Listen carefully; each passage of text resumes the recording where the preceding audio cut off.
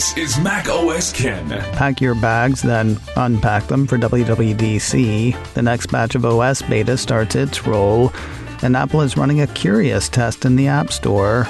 It is Wednesday, the 6th of April, 2022. I'm Ken Ray, and this is news from macOS Ken, brought to you by yours truly and sponsored by Trade Coffee. Get $30 off your first order plus free shipping at drinktrade.com/macOSKen. This show is also sponsored by Kanji, device management for your Apple environment. With Kanji, a new Mac can be ready for work in short order, with all the apps and settings that you want in place for your team. Devices managed with Kanji keep themselves secure. Apps are patched, macOS is updated, and security controls are enforced without active management from admins. Not that admins are completely cut out. You want new updates to install as soon as they're available? Would you rather wait a certain amount of time before new updates get installed? Kanji lets you decide without having to deal with individual users or their machines.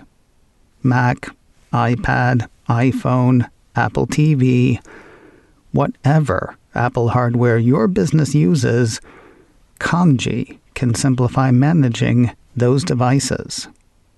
Go to kanji.io/macOSKen for a free demo and trial. KANDJI, that's kanji.io/macOSKen. Find out why companies like Segment, Lacework, Allbirds, and others use Kanji for zero-touch Apple device management.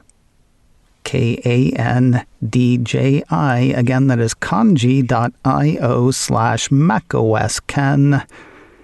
Your free demo and trial are waiting at kanji.io/macOSKen.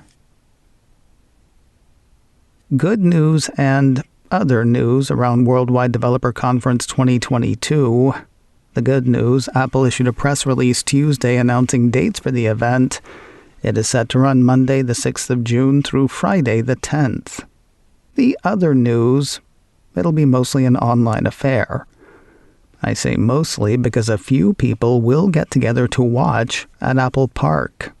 According to the release, Apple will host a special day for developers and students at Apple Park on the 6th of June to watch the Keynote and State of the Union videos together, along with the online community. Space will be limited, and details about how to apply to attend will be provided on the Apple developer site and app soon. As for saying it's good news, other news, a lot of developers as well as media folk who are regularly invited to the Keynote miss the let's all get together thing. Others appreciate the fact that since the event shifted to online only, virtually anyone who wants to participate can do so, albeit virtually. To that end, Apple's press release says this year's program will also include more information sessions, more cutting-edge learning labs, more digital lounges to engage with attendees, and more localized content to make WWDC 22 a truly global event. Kids who want to show what they can do headed into WWDC have a way to do it. Apple's WWDC press release also announced the third annual Swift Student Challenge. For this year's challenge, the release says, students from around the world are invited to create a Swift Playgrounds app project on a topic of their choice, and they can submit their work through the 25th of April. Heads up, though, the deadline for entry is actually the 24th of April at 11:59 p.m. Pacific. Additionally, a piece from 9 to 5 Mac says this year's participants must use Swift Playgrounds 4 to complete their projects. Entries are open now. More information is available on Apple's site. While new versions of operating systems for everything Apple makes will be at the center of WWDC 2022, there's still plenty of life in the current operating systems, and plenty of time to improve them. To that end, Apple Insider ran a couple of stories Tuesday highlighting the first round of developer betas for the next round of updates. One piece heralded the arrival of the first betas of iOS and iPadOS 15.5, tvOS 15.5, and watchOS 8.6, while the other told of the first beta of macOS Monterey 12.4. While we don't know what will make it to the final releases, Mac Rumors has already found a few interesting points poking around the betas. Outlining some of those, there are references to Apple Classical, that is believed to be the standalone classical music app for which Apple bought and turned under the streaming service Prime Phonic last year. The Apple Pay Cash part of Apple Wallet appears to be adding request and send buttons to make managing cash in Wallet easier. The iTunes Pass in Wallet appears up for a rebrand. Value held for purchases with Apple ID will apparently be called Apple Balance. The site notes updates to SportsKit, including TV app mentions for reporting scores for different baseball innings. Sensible considering the Major League Baseball play coming to Apple TV Plus very soon. One other important thing to note, if you do the beta thing and you're using Universal Control, you're going to have to go all in on the betas. I saw a headline somewhere that said iOS 15.5 breaks Universal Control. It sounds, though, like everything else just has to be updated as well.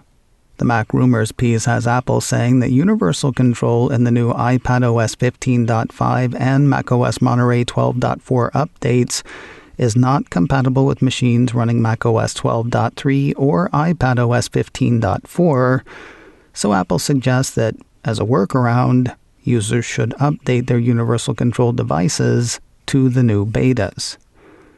Of course, that should only be done on developer machines or spare machines. Apple and others point out that mission-critical machines are no place for software that's not fully baked. News of an App Store test that will probably leave developers pleased and subscribers PO'd. 9to5Mac highlights a TechCrunch report that says Apple is piloting tests to let developers automatically charge users for subscription price increases. According to the piece, Apple's official developer documentation states that this is not how App Store subscriptions should work. The documentation explains that customers have to manually agree to new prices through the price consent sheet that automatically displays in the developer's app. Maybe the most amazing part of this story, TechCrunch got a response to this news from Apple. An Apple spokesperson told the site, "We are piloting a new commerce feature we plan to launch very soon. The pilot includes developers across various app categories, organization sizes, and regions to help test an upcoming enhancement that we believe will be great for both developers and users, and we'll have more details to share in the coming weeks." Looking forward to bringing you news of the class action lawsuits filed 6 months to a year after this goes live, assuming it actually goes live. More news in a moment, but first a word from Trade Coffee. I saw a phrase the other day that I appreciated. Don't drink coffee to wake up to drink coffee. If that speaks to you, you should give Trade Coffee a try. Trade recently sent me a coffee called Tara from Common Voice, a roaster in Nashville, Tennessee. The description says Tara's deep, dark, chocolatey sweetness and kiss of roastiness pair beautifully with your milk of choice. Its gentle orange acidity makes it just as delicious black.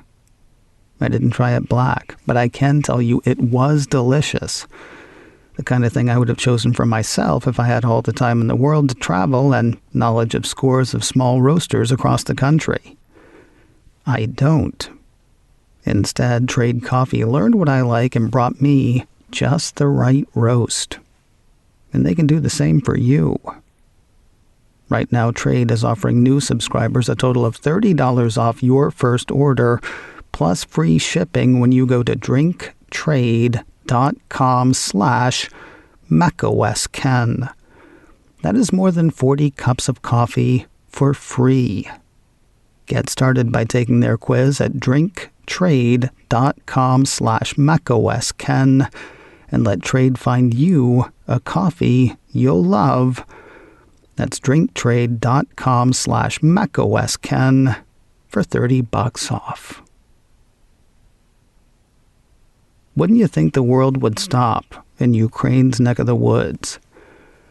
It has not. The piece from iMore says Apple now lists Moldova as a supported country in its list of locations that support Apple Pay. Apple Maps says Moldova is bordered on 3 sides by Ukraine, sort of nestled into Ukraine's southwestern side. Wouldn't you think the world would stop? Moldova's Victoria Bank, Moldenkan Bank, and MABE have all confirmed their Apple Pay support, according to iMore. The price of AirPods has gone up in India.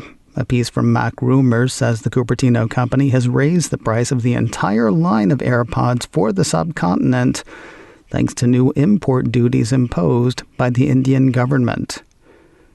Could be worse. The piece says the new import duties mean that headphones and earphones will have a 15% to 20% duty upon import into India, but Apple's AirPods are seemingly being subject to a less severe duty of around 5% to 10% only. Apple has not adjusted any of its other prices in India, according to the report. Talkin' Tim's talking again, and traveling too, it seems. Mac Rumors says Apple's CEO will headline next week's Global Privacy Summit. Hosted by the International Association of Privacy Professionals, the piece says the summit will be an in-person event held at a secret, undisclosed location. I'm kidding. It's a privacy joke. It's happening in Washington, D.C.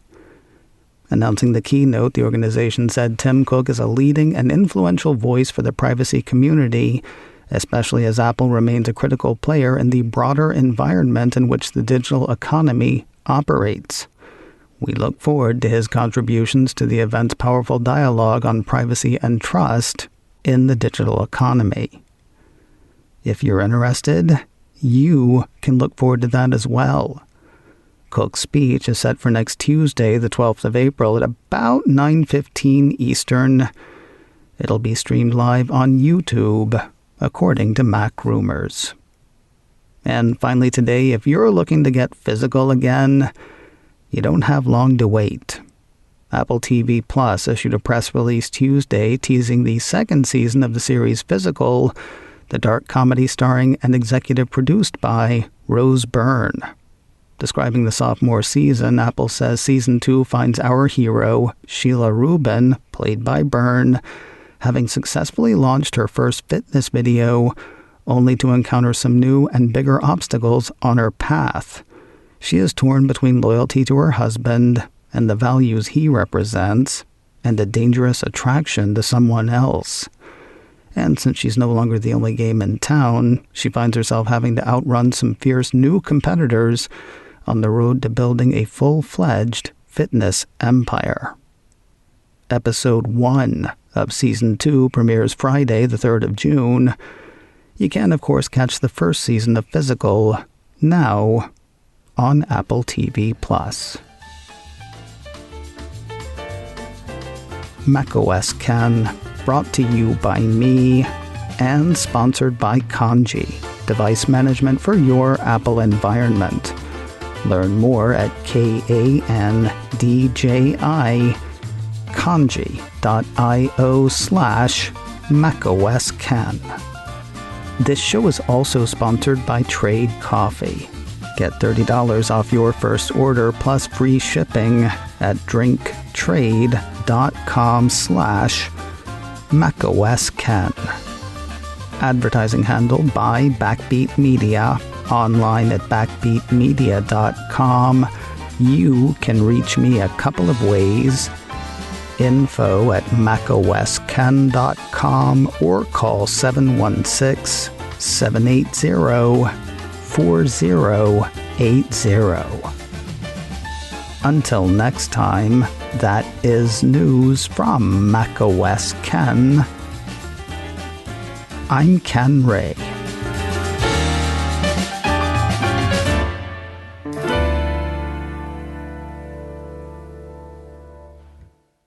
Ciao.